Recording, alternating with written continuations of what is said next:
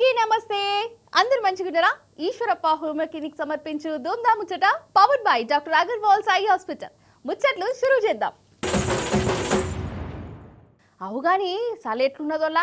అగో హైదరాబాద్లో వారం రోజుల సంది అయితే బాగా పెరిగిందోలా. ఇంకా హైదరాబాద్ అంటే నయం అనుకోవాలి. ఊళ్ళలోకి పోతే మాత్రం ఇగో మనుషులు కూడా కనబడతలేరు. గజ్జ గజ్జ వణుకుతురు. అసలు పులిని చూస్తేనన్నా గంతగనం భయపడరు కావచ్చు, చలికి మాత్రం గజ్జుమంటారు. పారి గీ చలి సంగతి ఏందో అరుచుకుందాం గాని. నిజం చెప్తున్నా, చలి చంపుతాంది కాదోల్లా. అసలు ఈ మూడొద్దుల సంది అయితే నేరి గద్మానం అంటే అద్మానం. అసలు పొద్దుగాల లేవబుద్దే అయితే ఒట్టు, పొద్దుముకి కాగానే ఓనికి ఉడుతాంది. ఇక హైదరాబాద్లో అయితే దినం పెరుగుతూనే ఉన్నది. లెక్కకైతే పట్నంలో చలికాలమైన గంతగానం అంతగానం చలి పెట్టదంటారు. కానీ ఇప్పుడు ఈడ కూడా బాగా పెడుతుందిలా. ఇక పట్నం అవతల షీట్లు ఊటలు ఉండే జాగాలనైతే వణికి పోతురు జనాలు.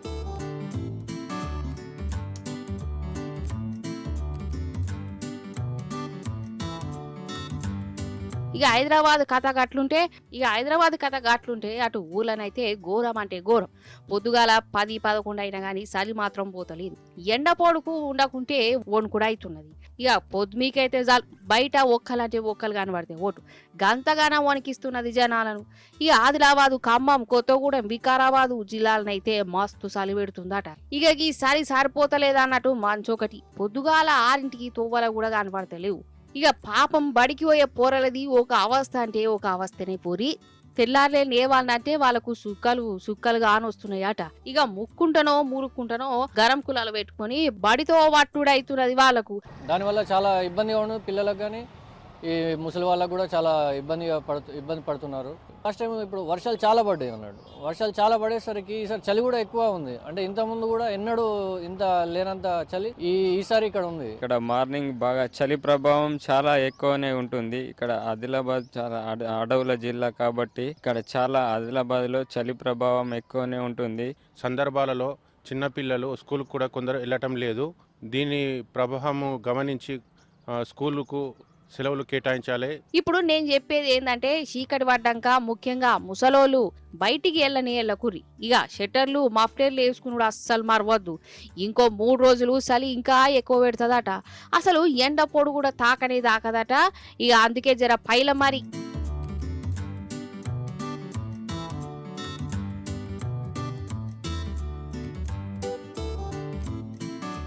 చూసిరు కదా, గిది ఇవాల్టి ముచ్చట్లు. మళ్ళొచ్చే పరి మంచి మంచి ముచ్చట్లు పట్టుకత్తా ఉంటా మరి.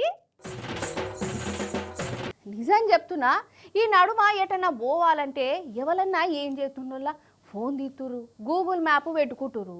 గా గీత ఎట చూయితే అటే పోతురు. అసలు తొవ్వను చూసుడే బంద్ అయిపోయింది. గూగుల్ను చూసుకుంటేనే నడుపుతురు కదా. గట్లనే ఒక లారీ డ్రైవరు గూగుల్ మ్యాప్ను నమ్ముకున్నాడు. మరి ఆ మ్యాప్ ఏడికి పట్టుకుపోయిందంటే, అయితే గీ లారీ కర్నూలు జిల్లా నుంచి వస్తాండ్రోళ్ళ నారాయణపేట జిల్లా మరికెల్ దిక్కు పోవాలి. ఈ లారీల బండిలో రోడ్ ఉన్నది. ఇక లారీ డ్రైవర్ ఏమో గూగుల్ మ్యాప్ పెట్టుకుని అర్ధరాత్రి దాంచుకుపోతున్నాడు. ఇక మ్యాప్ను చూసుకుంటారే తోలుతుండు. ఆఖరికి ఆ మ్యాప్ ఏమో గీ లారీని గీడికి తీసుకొచ్చింది. సుత్తురా ఏడున్నదో జూరాల పుష్కర ఘాటుకు అటుకొచ్చిందోళ్ళ. అటుకెళ్ళి కృష్ణానది కూడా ఉన్నది. అంటే ఈ లారీని కృష్ణానదిలో పుణ్యతానాలు చేపిద్దాం అనుకున్నదే ఏంది ఆ గూగుల్ తల్లి.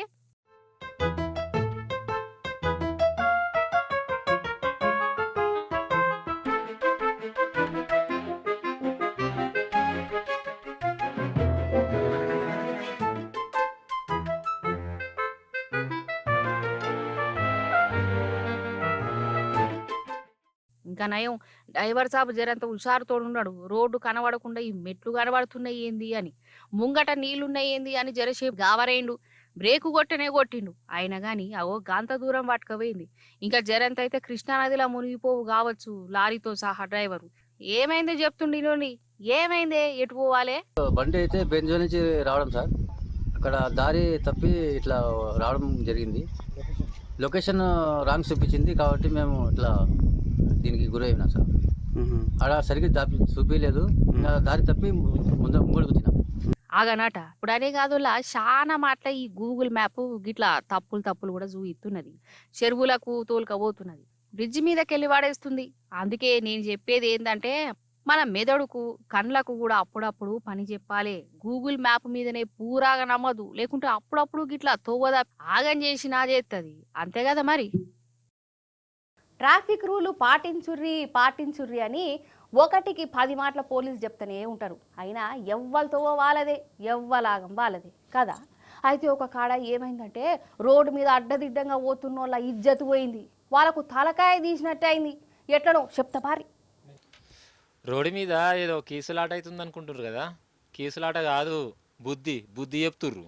అయితే ఫుట్పాత్ రోడ్ అంటే నడిచేటోళ్ళ కోసం వేసిన రోడ్డు. ఆ రోడ్డు మీకు వెళ్ళి బండ్లు కార్లు పోవద్దు. కాలినడకన పోయేటోళ్ళకే పెట్టిన తొవ్వ అది, అంతే కదా. కానీ మనోళ్ళు ఊరుకుంటారు, ఏ తొవ్వైనా మనకొకటే అన్నట్టు దూసుకపోతారు. పూణేలా గట్లనే ఫుట్పాత్ రోడ్డు మీదకి వెళ్ళి అలవాటైన తీరులోనే కొందరు బండ్లు వేసుకుని పోతుర్రులా. అప్పుడే అక్కడ ఫారిన్ దేశపోళ్ళు వాకింగ్ చేస్తానులాట. ఆ ఫారిన్ వాళ్ళు బండ్లలో ఆపి గట్లెట్లా ఫుట్పాత్ల మీద బండ్లు నాపుతారు, అసలు మీకు సపరేట్గా రోడ్డు ఉన్నది కదా, ఆడికెళ్ళి పోర్రి అని తొవ్వ చూపించేయండు. ఇక వాళ్ళు పోయేదాకా ఆ ఫారిన్ దేశ పైన పెట్టలే, రోడ్డుకు అడ్డంగానే ఉన్నాడు. ఇక ఈయన ఎప్పుడుకు మనోళ్ళు ఇక వెనుకకు మర్రి వాళ్ళ రోడ్డు మీదకి వెళ్ళిపోయిర్రు. నిజంగా ఏ దేశం నుంచి వచ్చిండో కానీ మన దేశంలో ఉండి మనోళ్ళకే బుద్ధి చెప్పిండు, జ్ఞానం నేర్పిండు. అంటే ఆఖరికి వేరే దేశ పోలతో కూడా ట్రాఫిక్ రూల్ చెప్పించుకునే కాడికి వచ్చిందన్నట్టు మనోళ్ళ కథ, అంతే కదా. కాదు, ట్రాఫిక్ రూల్ అందరికి ఎరుకున్నాయి, అయినా పాటించరేందోల్లా. అన్ని బరాబర్ వాటి ఈ టక్కర్లు ఎందుకు అవుతాయి, ఈ సావులు ఎందుకు అవుతాయి, అయినరు. ఎవరు పోకడ వాళ్ళదే, ఎవరు ఇష్టారాజ్యం వాళ్ళదే. ఇప్పుడు ఏమాయ్ పోలీసు వాళ్ళు కాదు కదా, ఫారిన్ దేశ పైనతోని చెప్పించుకునే కాడికి వచ్చే. ఇదైతే ఇజ్జత్ తక్కువనేనా కాదా.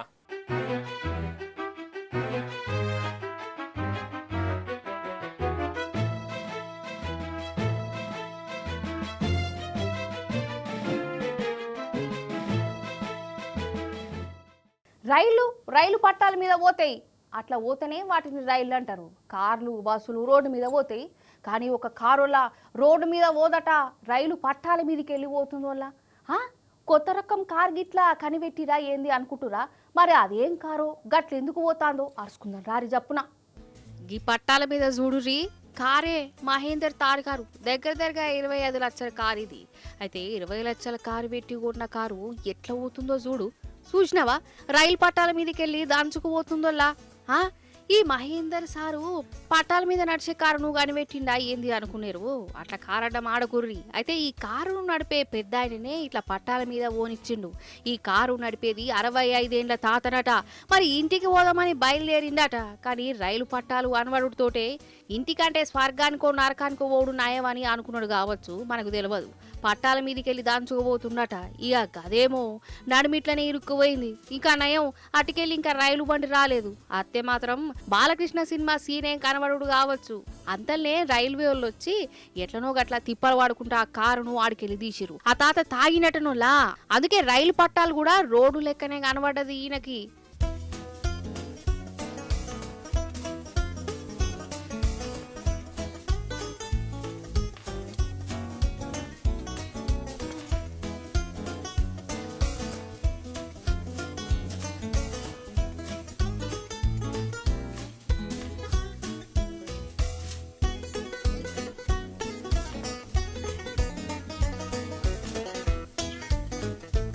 కానీ అదేందోలాగి నడుమ తార్కార్లే గిట్లా పట్టాల మీదకి వెళ్ళి పోతానే.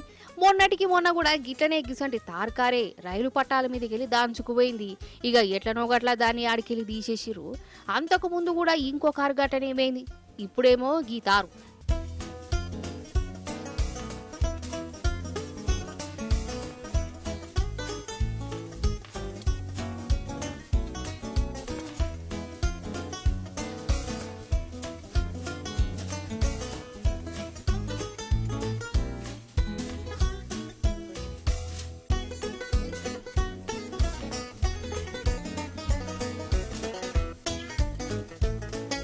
వందే భారత్ బండ్లకు బర్రెలకు ఎసంటి అవినాభావ సంబంధం ఉన్నదో ఈ తారుకార్లకు రైలు పట్టాలకు గసంటి సంబంధమే ఉన్నది కావచ్చు పో అన్నట్టు. ఇది ఏడ జరిగిందో చెప్పలే కదా, మనకాడ కాదు గా నాగాలాండ్లోనట. నాగాలాండ్లా వడ్డించేటోడు మనోడైతే బంతిలా ఏ వరుసలో కూసినా ఫరక్ పడదు, అంతే కదా.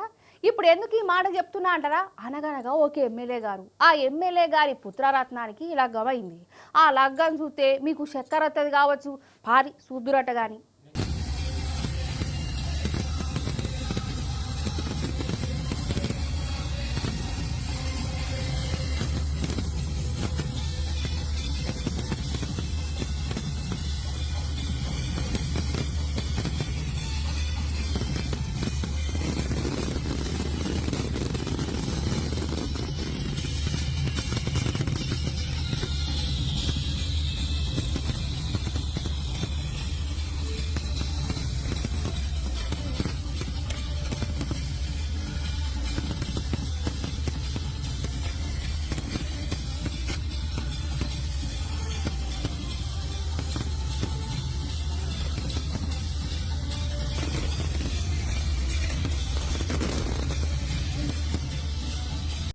అరే వా సుత్తురా పటాకులు ఇట్లా వెళ్తానాయో మోగోల్ మీద జూమ్ జూమ్ అనుకుంటా అసలు ఏమన్నా కానొస్తున్నాయా ఈ పటాకుల సంబరం చూసి ఇదేదో ఆస్ట్రేలియాల కొత్త ఏడాది సంబరాలు లేకుంటే ఒలింపిక్ ఆటలు షురూ అయినవి అనుకోగల హ్యాపీ న్యూ ఇయర్ ఒలింపిక్ సంబరాలు కాదు. మధ్యప్రదేశ్ రాష్ట్రం ఇండోర్ ఎమ్మెల్యే సారువారి పుత్రరత్నం లగ్గం కార్యంలా పేల్చిన పటాకులు వేల్చుడు కూడా తప్పేనా? ఇంట్లో తారమేమున్నది అనుకోగల కానీ ఈ పటాకులకు అయిన ఖర్చు ఎంతనో ఎరికేనా? 70 లక్షలు. అవు మీరున్నది నిజమే. 70 లక్షల రూపాయల విలువ గల పటాకులు పట్టపట్ట కాల్చి పడేసే సంబరపడ్డారు. ఇక చెప్పు కథ 70 లక్షల రూపాయలు పటపట అంటే ఏందన్నట్టులా ఎన్ని లక్షల పటాకులు ఏంది కదా. మరి దీపాల నాడు మనం మొత్తానికి పటాకులు కాల్వడానికే మస్తు కండిషన్లు పెడతారు. ఇక టైం పెడతారు ఎందుకంటే గాలి కాలుష్యం అవుతుంది, జనాలకు బీమార్లు వస్తాయి అంటారు. వాస్తవమే. మరి ఒక్క మనిషే 70 లక్షల రూపాయల విలువ గల పటాకులు కాలితే గాలి కాలుష్యం కాదా? జనాలకు రోగాలు రావా? పటాకులకే 70 లక్షలు పెట్టిన ఆ ఎమ్మెల్యే ఏ పార్టీ మీకో ఈ పార్టీకే సమజై ఉండాలి. అవు ఊ పార్టీ ఎమ్మెల్యే సారే.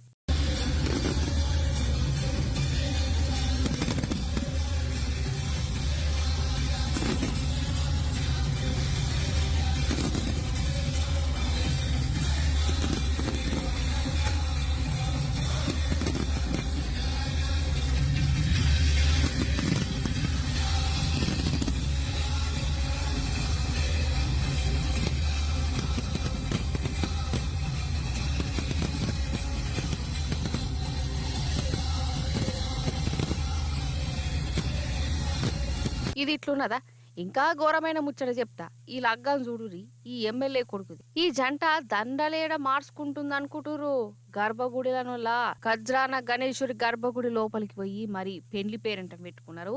ఇది తప్ప కదా? గర్భగుడి లోపలికి ఎవరు పడితే వాళ్ళు పోవడానికి లేదు, ఖాళీ అయ్యవార్లే పోవాలే.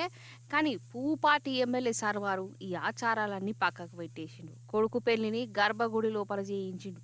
ఇక ఏం చెప్పాలి చెప్పు మీరే. ఏమన్నా అంటే ఈ బీజేపీలు శుద్ధులు చెప్పమంటే చెడు చెప్తారు. సెంటిమెంటు, మనోభావాలు, ఆచారాలు, సాంప్రదాయాలు అనుకుంటా. కానీ వాళ్ళు చేసే కథనే మొగీది. ఇగో గిట్లనే గరం అవుతురోలా అక్కడ పబ్లిక్. చూసిరు కదా గిరి గివాంటి ముచ్చట్లు. మళ్ళీ వచ్చే పరి మంచి మంచి ముచ్చట్లు పట్టుకనత్తా ఉంటా మరి.